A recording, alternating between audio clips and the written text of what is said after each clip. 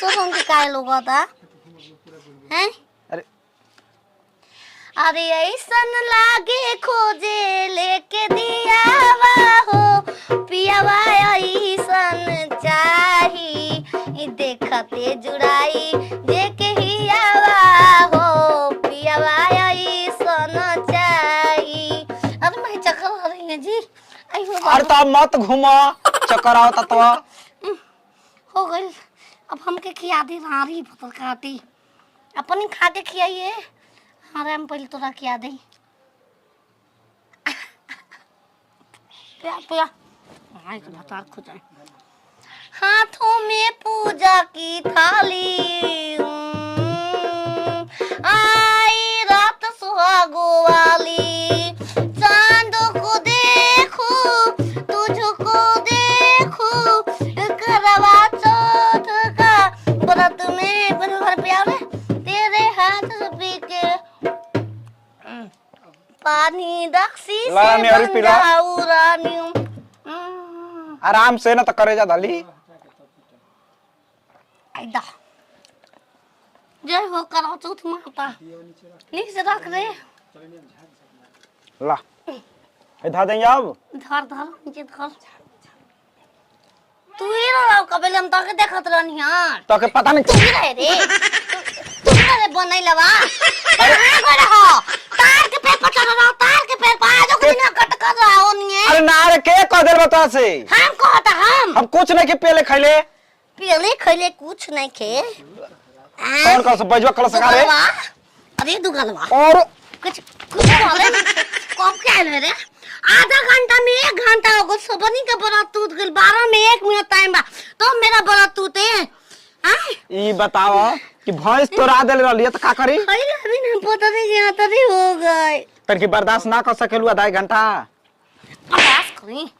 बर्दाश्त करने बर्दाश्त कर छेतरो बर्दाश्त करी आई हो ए रानी ऐसन पूजा तू कबो मत करी हा पहले पूजा कर सरवा मैं यार कितना दिन से पूजा करत रह गई नी हां तनको लेट ना करत रे फोटो पकड़ लेत रही आ तू भतर का तो जिंदगी में आग लगइल बार आग लगइल बार रे नतिया यार लेट ना करना साहब ई का झगड़ा समझ गइलू ई झगड़ा का आई काहे मारतिया मैं हमरा के ठीक करतिया आज के दिन मारे के चाहिए कहां करला हो कहां गोरनी कहां करला का बेले हां कहत के मारतिया तई मारत काहे बिया बतिया बता ले सुन नतिया अरे सोचे जिया हमरो जाता घबराई देवी माई हो 1 घंटा से पिया बाबा न पाता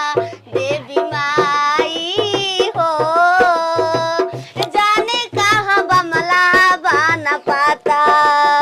अरे बागों में खो जानी बजरिया अकेनियो छिनारावा ना आवेला नजरिया रे भूख लागल बा। अरे गाली गाली घुमानी बजरिया अकेनियो बला मुआ ना आवेला नजरिया। अरे कतनो लगावो तानी लागत नहीं के पाता देवी माई हो आ 2 घंटा से पियावा बन पाता देवी माई हो आ 2 घंटा से पियावा बन पाता।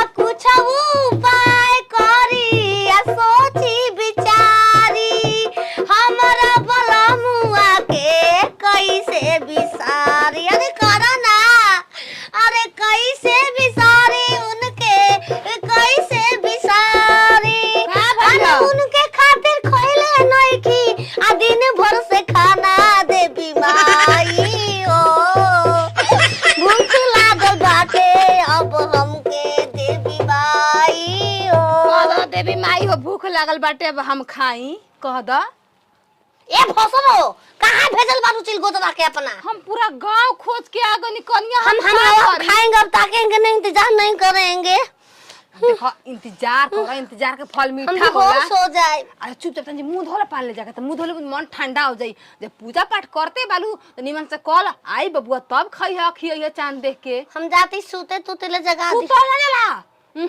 भूखला में सुतबू मोय पूर्ण प्रताप खत्म। गीत गाई रात भर इनकरा चलते। गीत गाई जाए त गीत गा गा के बजाई जाते खुद आई वो नतिया के पानी तो आवाज बना करा रही के छोड़ो नहीं, जिंदा नहीं लगे। तारा जाला मुंह से आराम से चुपचाप से गीत गा। गीत गा तू रानी, तू गीत गा। तू का कर दी ऐसे ही रानी फतर काटी भूखा जाला, रानी तू फतर काटी भूखा दारू अपन अपन पूजा कर दारू। तू मैं भूखा नथिया मंगती का निकाल के ठाक के ना फेंक दू। आधा घंटा सामान नहीं के ना के दुकात। अपने नु हम के तैयार कइलिया के सास माई दो तोरो सिंदूर क दही जाय त सुना वो खाइल बैठू त दू केला खाला का कहि बतावा। गर्दन में ना पघा डाल के पानी पिए जाला। चल पिए दे ना दवा के हैं चल।